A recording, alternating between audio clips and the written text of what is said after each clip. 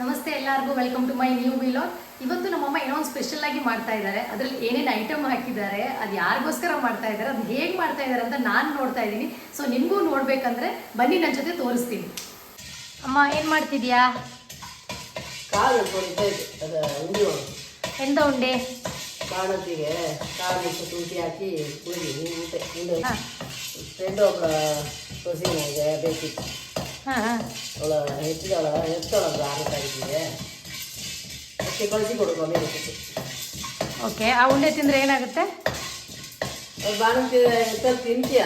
ಇದು ಮೇಯ್ನ್. ಇದು ತಿಂದು ಹಾಲ ಮೂರೇ ದಿವಸ ಹಾಲ. ಇದು ಡ್ರೈ ಜಿಂಜರ್ನ ಸ್ಮ್ಯಾಶ್ ಮಾಡಿ ಆಮೇಲೆ ಮಿಕ್ಸಿಯಲ್ಲಿ ಪೌಡರ್ ಮಾಡಿಕೊಂಡು ಆಮೇಲೆ ಅದನ್ನ ಸೀವ್ ಮಾಡಿರೋದು.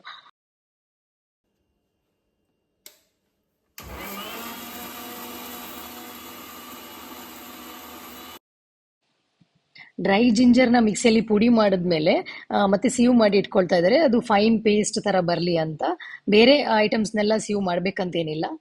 ಅದಾದ್ಮೇಲೆ ಇಲ್ಲಿ ಅವರು ನೀರ್ ಬೆಲ್ಲ ತಗೊಂಡಿದ್ದಾರೆ ನಮ್ಮ ತಾಯಿ. ಆ ನೀರ್ ಬೆಲ್ಲನ ಸ್ವಲ್ಪ ಬಿಸಿ ಮಾಡಿ ಅದು ಒಂದು ಹದ ಪಾಕಕ್ಕೆ ಬರೋ ತನಕ ಅದನ್ನ ಮಿಕ್ಸ್ ಮಾಡ್ತಾ ಇರ್ಬೇಕು, ರೊಟೇಟ್ ಮಾಡ್ತಾ ಇರಬೇಕು.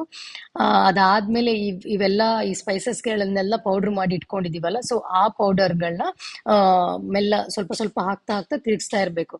ಸೊ ಇಲ್ಲ ಅಂದ್ರೆ ಅದು ಒಂಥರ ಲಂಪ್ಸ್ ತರ ಆಗ್ಬಿಡುತ್ತೆ, ಇಲ್ಲ ಅಲ್ಲಲ್ಲೇ ಗಟ್ಟಿ ಗಟ್ಟಿ ಆಗುತ್ತೆ ಅಂತ ಅದನ್ನ ಫುಲ್ ಆದಷ್ಟು ರೊಟೇಟ್ ಮಾಡಿ ಅದನ್ನ ಎಲ್ಲ ಮಿಕ್ಸ್ ಮಾಡ್ಬೇಕು. ಆ ಬೆಲ್ಲದ ಪಾಕದ ಜೊತೆ ಈ ಸ್ಪೈಸಸ್ ಪೌಡರ್ಗಳನ್ನ ಮಾಡಿಟ್ಕೊಂಡಿರೋದನ್ನ ಫುಲ್ ಕರೆಕ್ಟಾಗಿ ಮಿಕ್ಸ್ ಮಾಡ್ಬೇಕು ಅದನ್ನ.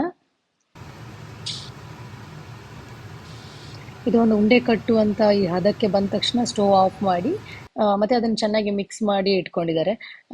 ಕಾಳುಮೆಣಸು, ಶುಂಠಿ, ಬೆಲ್ಲ, ಕೊತ್ತಂಬರಿ, ಜೀರಿಗೆ, ಕಸಕಸಿ, ವಾಮ, ಚಕ್ಕೆ, ಯಾಲಕ್ಕಿ, ಆಮೇಲೆ ಇದು ವಾಮದ ಕಾಳು ಎಲ್ಲ ಹಾಕಿದ್ದು ಬೆಲ್ಲ ನೀರು ಮಾಡಿ ಕೊಯ್ಸ್ಕೊಂಡು ಪುಡಿ ಹಾಕಿ ಉಂಡೆ ಕಟ್ಟು.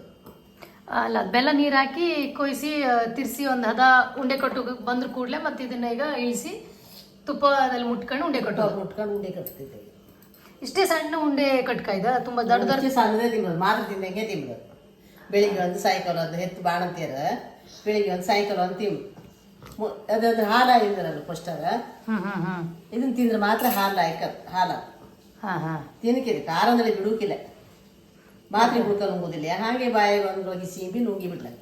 ಬಾಣಂತಿಯರ್ ಮಾತ್ರ ತಿನ್ಕ, ನಾವ್ ಯಾರು ತಿನ್ಕಿಲ್ಲ? ಯಾರು ಬೇಕಾದ್ರು ತಿನ್ಲ. ಖಾರ ತಿನ್ಕೊಂಬ